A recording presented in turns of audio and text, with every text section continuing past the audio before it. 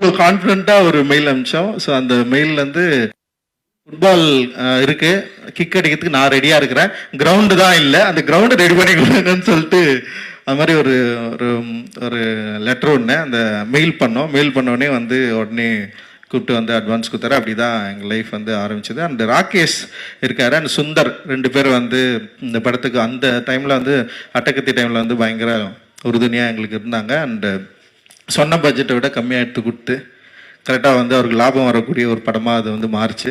So அதனால தான் பீஸா ஆரம்பித்தார், உடனே வந்து ஆரம்பித்தார். ஸோ அதுக்கப்புறம் வந்து சுதுகவும், அப்புறம் 3 பேருக்கும் வந்து ஒரே கண்டிஷன், சந்தோஷ் நாராயணன்.